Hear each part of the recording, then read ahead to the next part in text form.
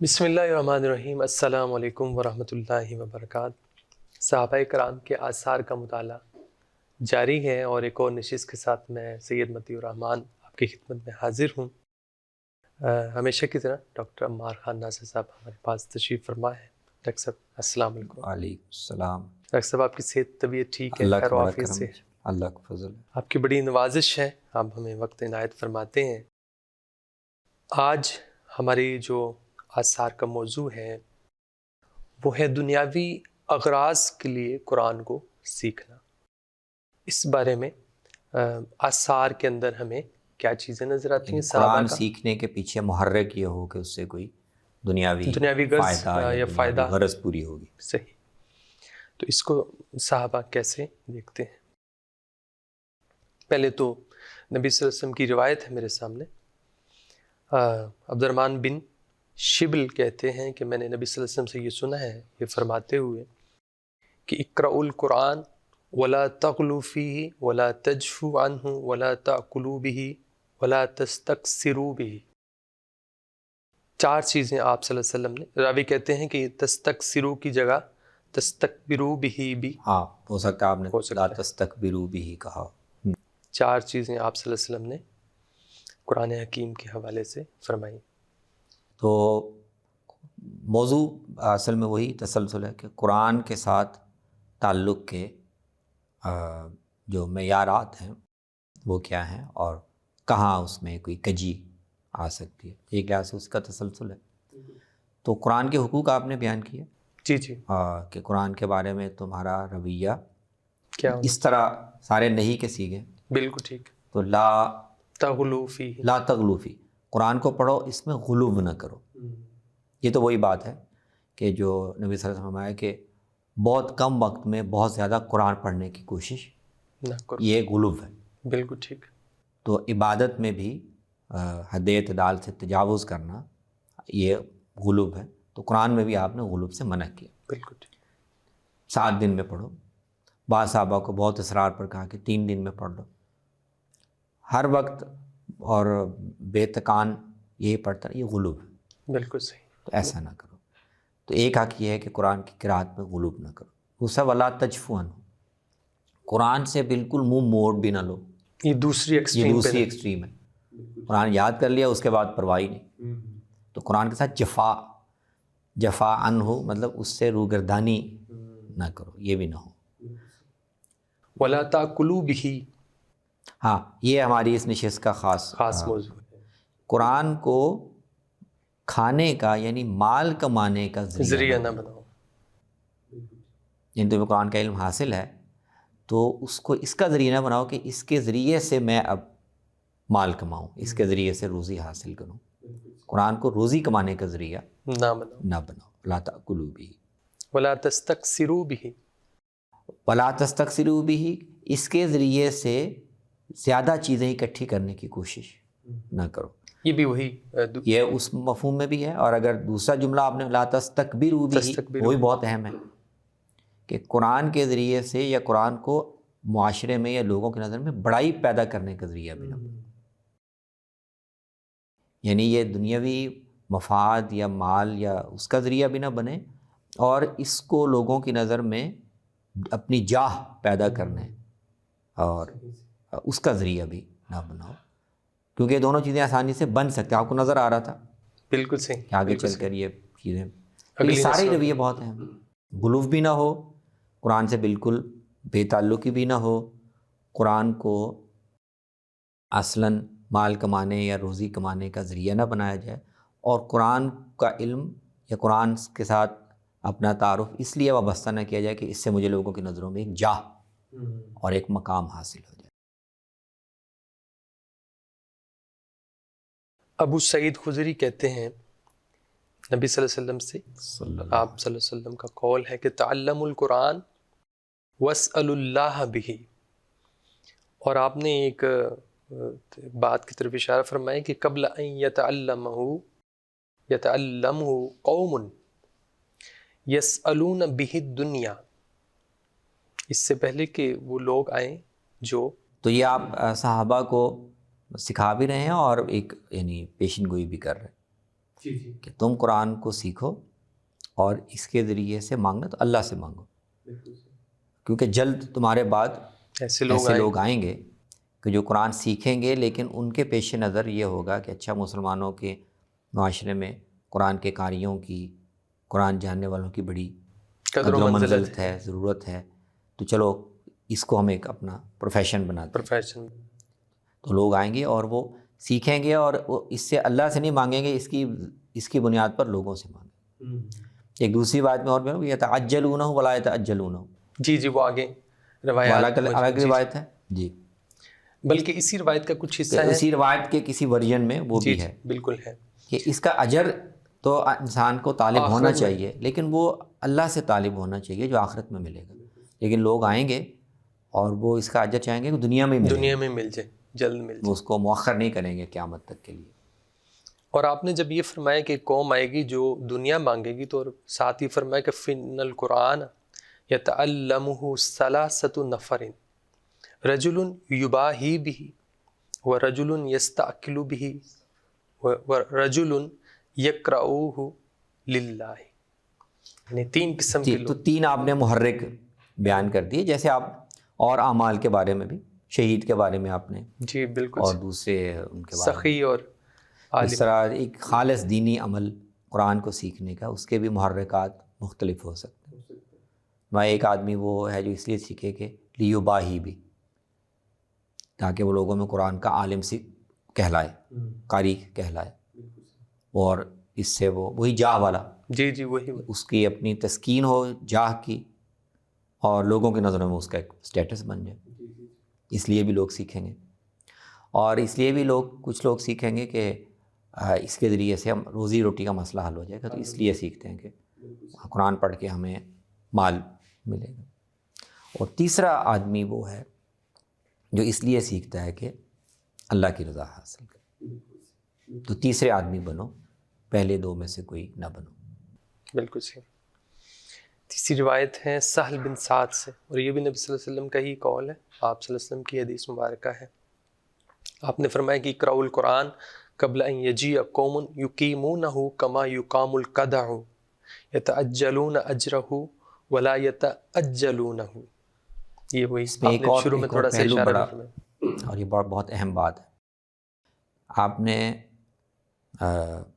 اور دوسری روایتوں میں اس کی تفصیل بھی ہے کہ قرآن پڑھو، اور اس میں اصل توجہ الفاظ کو بالکل الف یا الف با الف واو ان کی درستی پہ اتنی توجہ نہ دو کہ سب سے اہم یہ چیز ہے کہ کہیں کوئی الف کا فرق نہ پڑ جائے، کہیں کوئی واو کا فرق نہ پڑ جائے، اس کو زیادہ اہم نہ سمجھو۔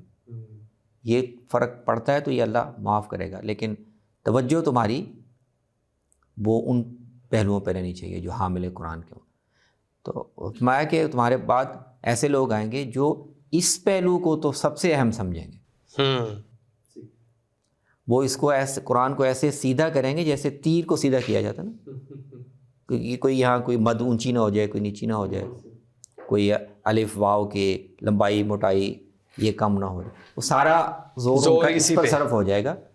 ایک قاری ہونے کا مطلب یہ ہے، تم ایسے نہ کرنا، تم پڑھو اس کو صحیح طریقے سے، لیکن اہم اس کو نہ سمجھو، توجہ تمہاری اس پہ رہنی چاہیے کہ قرآن کو پڑھتے ہوئے خدا سے تعلق محسوس ہو، قرب محسوس ہو، تمہارے عمل میں وہ ڈھلے، کیونکہ تمہارے بعد جلد وہ لوگ آنے والے ہیں جو اس ظاہری پہلو کو معیار بنا لیں گے، اسی کو فخر کا اور سٹینڈرڈ بنا لیں گے، لیکن جو پہلو اصل میں مطلوب ہے وہ ان کے ہاں مفقود ہو جائے۔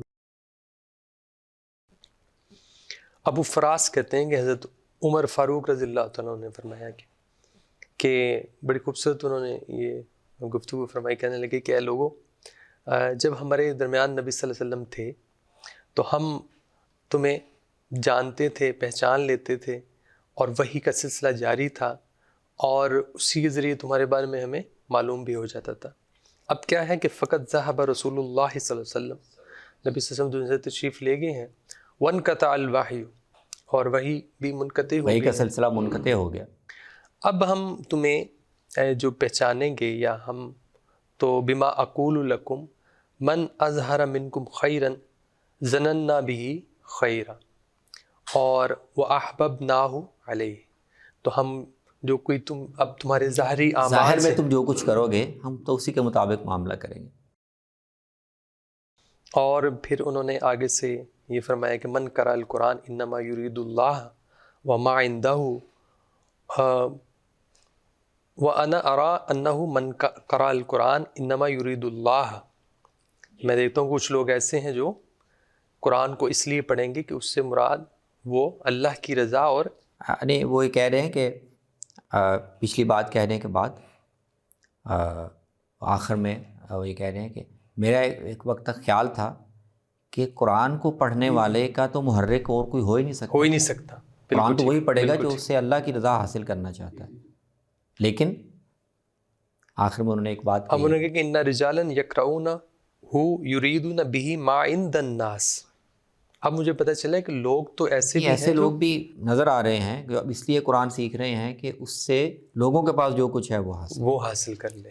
تو یہ سیدنا عمر کو جیسے نبی صلی اللہ علیہ وسلم نے آنے والے بعض رجحانات کی جھلک دیکھ لی تھی، بعض اعراب میں، بعض غیر تربیت یافتہ لوگوں میں، آمدہ ہے کہ اس قسم کے لوگ آگے چل کے پوری نسلیں نکل آئیں گی. سیدنا عمر کو بھی جیسے جیسے وقت گزر رہا ہے نئے لوگ شامل ہو رہے ہیں اور تو ان کو نئے رجحانات تو وہ بھی ان پر متنبع کر رہے ہیں.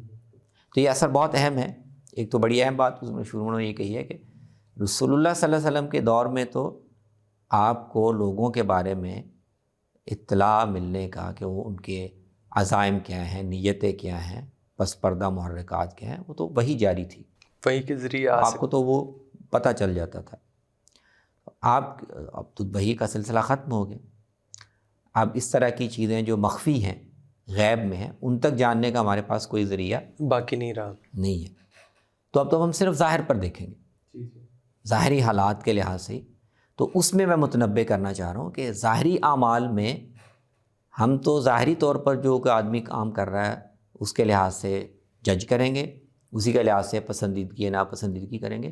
لیکن تم لوگ اپنے دلوں کا اور اپنے جو سرائر ہیں ان کا دھیان تم نے خود رکھنا ہے.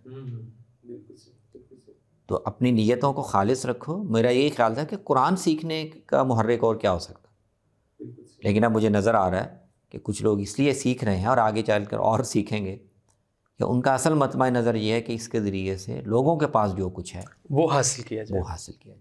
حضرت عبداللہ بن مسعود رضی اللہ تعالیٰ عنہ جیسے نبی صلی اللہ علیہ وسلم دیکھ رہے ہیں آنے والے حالات کو، حضرت عمر فاروق دیکھ رہے ہیں، تو اسی طرح عبداللہ بن مسعود رضی اللہ تعالیٰ عنہ بھی ایک اثر میں بڑی اہم بات فرماتے، کہتے ہیں کہ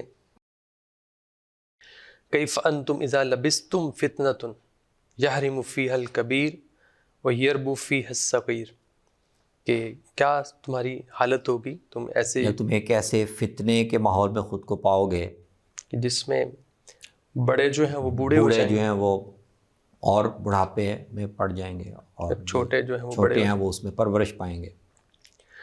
اور تجری علیہ الناس یتخذونہا سنتا اذا غیرت قیل ھذا منکر، جس میں معاملہ ہی بالکل الٹ ہو جائے گا. لوگ ایسی غلط رسمیں اختیار کر لیں گے کہ وہ ان کی سنت بن جائیں گی، اور ان کو اگر کوئی بدلنے کی کوشش کرے گا یا ان پر نکیر کرے، لوگ کہیں گے کہ یہ سنت بدل دی. جی یعنی بدعات سنت بن جائیں گی. بالکل صحیح. اور راوی کہتے ہیں کہ میں نے پوچھا کہ یہ کب ہوگا، یہ آپ جو بتا رہے ہیں کہ ایک فتنہ ہے اور فتنے کا ماحول ہوگا، تو انہوں نے کہا کہ اذا کثرت قراءکم وقلت فقہاءکم، تمہارے قراء جو ہیں وہ تو کثرت میں ہو جائیں گے اور جو اہل علم ہیں، فقہا ہیں، وہ کم ہو جائیں گے. یہ حدیث میں بھی ہے، اس میں خطباء کا ذکر ہے. حدیث میں کہ ایک وقت آئے گا کہ جب تمہارے اندر خطیب بہت ہو جائیں گے اور بڑے زبان آور خطیب ہوں گے، لیکن دین کا تفقہ، دین کا کردار اور فقہا کم ہو جائیں. یعنی جن کے ہاں تمہیں دین کا فہم، فراست اور اس کا کردار نظر آئے، یہ ڈھونڈے نہیں ملیں گے. اور بڑے بڑے خطیب اسلام، بڑے بڑے خطباء بڑے بڑے زبان آور وہ مل جائیں گے. تو عبداللہ بن مسعود ایک دوسرا پہلو کہ قراء بہت ہو جائیں گے، قرآن کے قاری، حفاظ، بڑا اچھا پڑھنے والے، بڑے اس کے فرفر آیتیں سنانے والے وہ بہت ہوں گے، لیکن ان کا چونکہ نہ تفقہ ہوگا نہ کردار ہوگا تو معاشرے پر اس کا کوئی امپیکٹ نہیں ہوگا. فتنے ہوں گے، بدعات رائج ہوں گی، لیکن چونکہ حاملین قرآن ان کے اندر وہ کیپیسٹی نہیں ہے، نہ علم کے لحاظ سے نہ عمل کے لحاظ سے، تو ان کا کوئی امپیکٹ معاشرے پر نہیں ہوگا. وجہ یہ ہے کہ جو دین کے صحیح علماء ہیں وہ کہاں ہیں، وہ کم ہو جائیں گے. وقلت امناؤکم، امین لوگ وہ یعنی بھی دیانتدار لوگ کم ہو جائیں گے. اور کیا کہ ولتمست الدنیا بعمل الآخرہ، آخرت کے اعمال سے دنیا کو. اور اس سارے کے پیچھے عمل کیا ہوگا کہ وہ چیزیں جن کو سیکھنے کا مقصد اور محرک آخرت کا اجر ہونا چاہیے، دین کا علم، دینی تعارف، دینی شناخت، عبادات، اعمال، وہ سب کے سب عمل وہ دنیاوی اغراض کے تحت کیے جائیں. دین سیکھا جا رہا ہے تو مقصد دنیاوی ہے، قرآن سیکھا جا رہا ہے تو مقصد دنیاوی ہے، تعلیم تبلیغ کی جا رہی ہے تو مقصد پیچھے دنیا، وہ یا دین کو دنیا بنانے کا، دین جو ہے وہ دنیا کے کمانے کا. ایک راوی ہیں حسن، وہ فرماتے ہیں کہ انہوں نے قراء القرآن ثلاثۃ اصناف، ان کے جو قرآن کے جو قراء ہیں 3 گروہ وہ ہیں. 3 گروہ ہیں، 3 قسموں پہ ہیں. فصنف اتخذوہ بضاعۃ یأکلون بہ، پہلی صنف تو یہی ہے کہ وہ جنہوں نے اصل میں یہ ایک انویسٹمنٹ کی ہے، اتخذوا بضاعہ، انہوں نے قرآن اس لیے سیکھا ہے کہ ان کو ایک ہنر حاصل ہو جائے اور اس کے ذریعے سے اپنی روزی کماتے رہیں. وہ ایک ٹول ہے ان کے پاس، انہوں نے اس کو. وصنف اقاموا حروفہ وضیعوا حدودہ، یہ ایک دوسری صنف ہے جن کا مطمع نظر اس طرح شاید وہ نہیں ہے، لیکن انہوں نے اس میں کمال پیدا کرنے کا معیار یہ بنا دیا ہے کہ اس کے تجوید، مخارج، اس کی کوئی چھوٹی سی غلطی یہ بھی نہ ہو، یہ انہوں نے معیار بنا لیا اور وہ اس کو قاری سمجھتے ہیں. وضیعوا حدودہ، لیکن ان کے کردار اور عمل میں جو حدود ہیں قرآن کے، ان کا کوئی نام و نشان نہیں. واصطالوا به علی اہل بلادہم، اور اس مہارت کو انہوں نے اپنے باقی شہر کے، اپنے علاقے کے باقی لوگوں کی تحقیر کا اور ان کے اوپر ایک برتری جتانے کا ذریعہ بنا لیا. یعنی اس چیز نے ان کے اندر ایک تکبر پیدا کر دیا کہ ہم صحیح قرآن کے پڑھنے والے ہیں، یہ سارے جاہل ہیں، غلط قرآن پڑھتے ہیں، ان کو کیا پتہ. واستدروا به الولاۃ، اور اسی کے ذریعے، اسی مہارت اور اسی ہنر کو انہوں نے ذریعہ بنا لیا ہے کہ اس سے حکمرانوں اور عمال سے مال کھینچے. اچھا، گویا ان کا مطمع نظر بھی وہی بن گیا کہ وہ دنیا. اسی اپنے ہنر کو، ظاہر ہے کہ بہت اچھا مجود قاری ہوگا تو اس کا ایک قدر و منزل تو ہوگی. جی بالکل ہوگا، بالکل ہوگا. تو وہ حاصل کریں گے اور اس کے ذریعے سے جو ولات ہیں، مالدار لوگ ہیں، وہ کہاں. استدرار کا مطلب ہوتا ہے، اصل مطلب ہوتا ہے جانور کا دودھ دو لینا. یہ اس کے ذریعے سے ان کو نچوڑیں گے. ہاں صحیح. وَاسْتَدَرُّوا بِهِ الْوُلَاةِ، بالکل صحیح. فرمایا کہ کثر ھذا الضرب من حملۃ القرآن، کہ ان کی تو اب اس قسم کے جو حملۃ القرآن ہیں وہ بہت ہو گئے. اور کہا کہ لا کثرہم اللہ، اللہ ان کو اللہ زیادہ نہ کریں ان کو کہ یہ زیادہ ہوں. اور اس روایت کے اندر جو تیسری صنف ہے وہ انہوں نے ان کی بڑی تفصیل سے وضاحت کی، اور میں چاہوں گا کہ ٹکڑا آپ کے سامنے رکھوں. انہوں نے کہا کہ وہ صنف عمدوا الی دواء القرآن ووضعوہ علی داعی قلوبہم. ہاں، یہ تیسری صنف ہے جو اصل میں صحیح حملۃ القرآن ہے، جو معیاری ہے، جو اللہ کے لیے قرآن. تو ان کا وصف کیا ہے کہ وہ قرآن کی دوائی لیتے ہیں اور اس کو اپنے دلوں کی بیماری پر رکھتے ہیں. مطلب قرآن سے وہ اپنے بیماریوں کا، اپنے گناہوں کا اور اپنے قلبی جو عوارض ہیں ان کا علاج کرتے ہیں. جس کو قرآن فیہ شفاء للناس کہتے ہیں، جس کو قرآن کہتے ہیں فیہ شفاء للناس، شفاء لما فی الصدور کہتا ہے. تو قرآن سے وہ یہ غذا حاصل کرتے ہیں. بالکل صحیح. اور فوقدوا بہ فی محاربہم، اور قرآن کو لے کر وہ اپنی محرابوں میں جہاں وہ نماز پڑھتے ہیں، اپنے مصلی گاہوں میں، اپنی جائے نماز میں وہ لے کر یعنی اس کو پڑھتے ہیں، نماز میں قیام کرتے ہیں۔ وَحَنُوا بِهِ فِي بَرَانِسِهِمْ وَاسْتَشْعَرُوا الْخَوْفَ، وَاسْتَشَارُوا الْخَوْفَ، اور قرآن جو ہے برنس کہتے ہیں جو اوپر چادر، آدمی چادر اوڑھتا ہے، استشار کا مطلب ہوتا ہے جو آدمی نیچے لباس پہن، اور قرآن کو وہ اپنے اوپر بھی چادر کی طرح اوڑھتے ہیں، اور وہ ان کے جسموں کے ساتھ بھی خوف اور خشیت کے ساتھ وہ ان کے جسم پر طاری ہو جائے، یعنی ان کا سراپا، ان کا حلیہ، ان کی کیفیات وہ قرآن کے رنگ میں۔ بالکل صحیح۔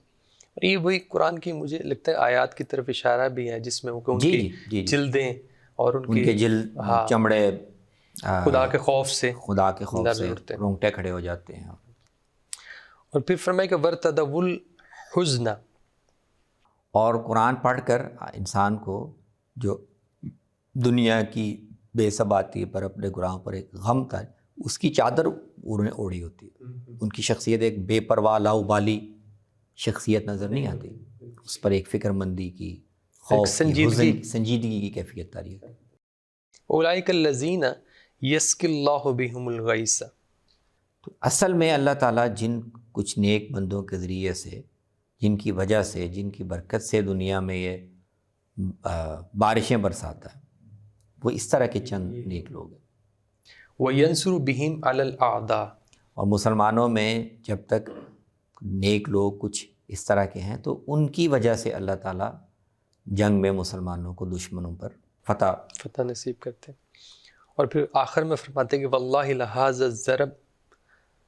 الضَّرْبُ فِي حَمَلَةِ الْقُرْآنِ أَعَزُّ مِنَ الْكَبْرِيتِ الْأَحْمَرِ، تو جو دوسری قسم کے ہیں وہ بہت ہیں، اور یہ جو حملۃ القرآن کی قسم ہے وہ تو اس سے بھی کم ہے جتنا کہ کبریت احمر، ایک بہت ہی نادر قسم کی ایک دھات ہے، یا تو کبریت احمر بہت ہی نادر اور قیمتی، اس سے بھی کم ہے، مطلب یہ تمہیں ڈھونڈنے سے بھی نہیں ملیں گے، انگلیوں پہ بھی نہیں گنے جائیں گے، اتنے کم ہیں۔ بڑی خوبصورت سے آپ نے وضاحت فرمائی۔ ایک اور اثر ہے میرے سامنے عبداللہ بن مسعود رضی اللہ تعالیٰ عنہ سے، فرماتے ہیں کہ سَيَجِيءُ عَلَى النَّاسِ زَمَانٌ يُسْأَلُ فِيهِ بِالْقُرْآنِ فَإِذَا سَأَلُوكُمْ فَلَا تُعْطُوهُمْ، ایک زمانہ آئے گا، زمانہ جلد آنے والا ہے کہ لوگ تمہیں قرآن پڑھ کے یا سنا کے یا سکھا کے تو وہ مانگیں گے کہ ہم نے تمہیں قرآن پڑھایا ہے، سکھایا ہے، ہمیں دو، تو ان کو نہ دینا، فلا تعطوہم۔ بالکل صحیح، بالکل صحیح۔ اور ایک اثر ہے حضرت عمر رضی اللہ تعالیٰ عنہ سے، آپ نے فرمایا کہ تعلموا کتاب اللہ تعالی وصلوا اللہ بہ قبل ان یأتی اقوام یتعلمونہ ویسألون بہ الناس یتخذونہ مأکلۃ وزاملۃ۔ وہ وہی تلقین کر رہے ہیں کہ جب وہ لوگ آئیں گے کہ جو قرآن کو مأکلۃ، روزگار کا ذریعہ بنا لیں گے، اور ایک تھیلا بنا لیں گے، زاملہ کہتے ہیں ایک تھیلا جس کے اندر آدمی نے اپنا سامان ڈالا ہو، یا اپنے بستہ کہہ لیں، جی جی جی، اور وہ پیچھے لے کے پیچھے پیچھے پھرتے رہیں گے۔ آگے ایک ذکر ہے مالداروں کا یا امراء کا ذکر ہے، جی جی جی، خلف الرحال، خلفر لوگوں، جہاں جہاں بھی لوگ پیچھے پھرتے رہیں گے کہ یہ ہمارے پاس سودا ہے، تو وہ بیچنے کی کوشش، گویا کہ ایک تاجر کی قرآن جو ہے وہ ایک مال تجارت بن جائے گا۔ یہ جو آثار ہم نے دیکھے ہیں، میں آج کے حوالے سے ایک سوال پوچھنا چاہوں گا کہ آج کے جو ہمارے لوگ ہیں، قراء ہیں اور علماء ہیں، بچوں کو تعلیم دینے کی اجرت لیتے ہیں یا قراء تلاوت کی اجرت لیتے ہیں، تو یہ اس چیز کو آپ کس طرح دیکھیں گے؟ اجرت تو یہ بھی لے رہے ہیں، اور یہاں آثار کے اندر تو اجرت کو بالکل پسند نہیں کیا جا رہا۔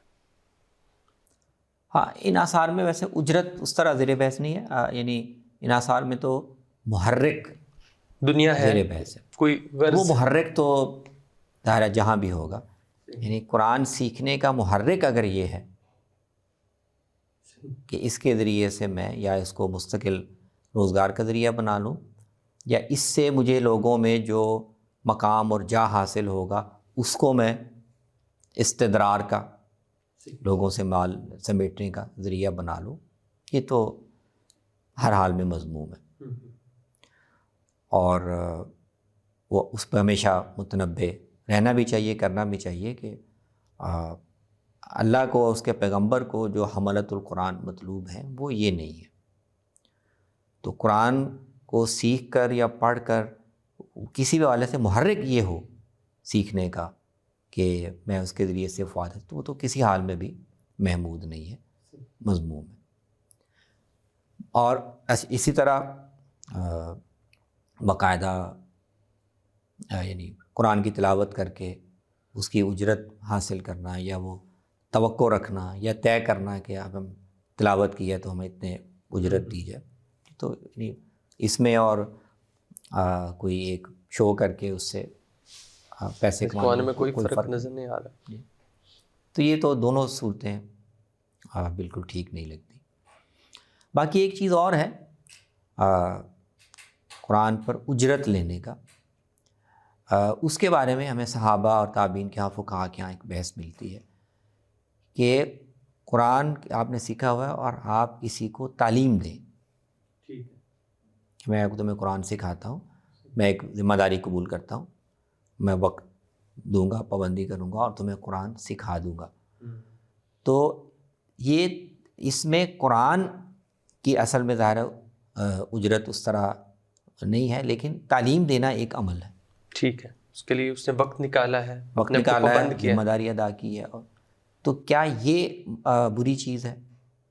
تو اس میں احادیث سے اور صحابہ کے آثار سے ایسا لگتا ہے کہ آئیڈیلی تو یہ اچھا نہیں ہے، ٹھیک ہے، آئیڈیلی تو اچھا نہیں ہے، اور کوئی ایسا اہتمام مسلمان معاشرے میں ہونا چاہیے کہ قرآن کی تعلیم کے لیے یا تو لوگ اپنے آپ کو والنٹیئر کرنے کے قابل ہوں، یا ان کا کوئی نظم ایک بنا دیا جائے ریاست کے تحت، یا کہ قرآن کے معلمین دستیاب ہوں اور لوگوں سے اجرت لیے بغیر اور لوگوں سے اس کا معاوضہ لیے بغیر ان کو سکھانے کے لیے دستیاب ہو۔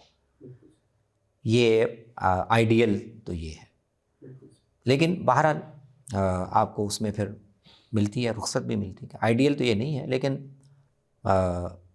اگر کچھ لوگ جنہوں نے قرآن سیکھا ہوا ہے اس کے بعد ایک ذمہ داری قبول کریں، وقت دیں، تو تعلیم کی اجرت لینا، یعنی اس میں قرآن خاص طور پر قرآن کا معاوضہ لینا یہ اس طرح مقصود نہیں ہوتا، لیکن تعلیم کا ایک پروسیس ہے، عمل ہے، اس کی اجرت اگر کوئی لے تو اس کو پھر آہستہ آہستہ ہم نے دیکھا کہ تابعین کے ہاں، پھر بعد میں فقہا نے یہ دیکھتے ہوئے کہ یہ ایک ضرورت بن گئی ہے، ٹھیک ہے، اور اس کو اگر ہم بالکل ممنوع قرار دے دیں تو اتنا بڑا جو ضرورت ہے تعلیم کی اس کو پھر شاید پورا کرنا ممکن نہیں ہوگا، تو اس کو پھر ایک کراہت کے ساتھ فقہا نے آہستہ جائز قرار دے دیا۔ تو میرے خیال میں اس میں بھی ہمارے ہاں بھی یہی بہتر ہے کہ شخصی طور پر اجرت یا معاوضہ طے کر کے قرآن کی تعلیم دینا، اس کو ناپسندیدہ ہی شمار کرنا چاہیے، لیکن سوسائٹی کو، ریاست کو اس کا نظم قائم کرنا چاہیے کہ کچھ لوگ جنہوں نے قرآن سیکھا ہو یا ان کو ٹرین کر کے، تو اس نظم کے تحت ان کو اویلیبل کر دیا جائے کہ یہ لوگ ہیں اور ان کو ہم نے اس کام کے لیے خاص کر دیا ہے کہ جو لوگ بھی قرآن سیکھنا چاہیں وہ ان سے آ کے سیکھ سکتے ہیں۔ یہ اہتمام کیا جائے گا تو اس شکل سے پھر بچنا ممکن ہوگا۔ بالکل صحیح۔ دنیاوی اغراض کے لیے قرآن کو سیکھنے کے حوالے سے جو آثار تھے، آپ نے بڑی اچھی گفتگو فرمائی ہے۔ اللہ آپ کو جزائے خیر دے، آپ کی تشریح کا بہت شکریہ، انشاءاللہ پھر آپ سے ملاقات ہوگی۔ السلام۔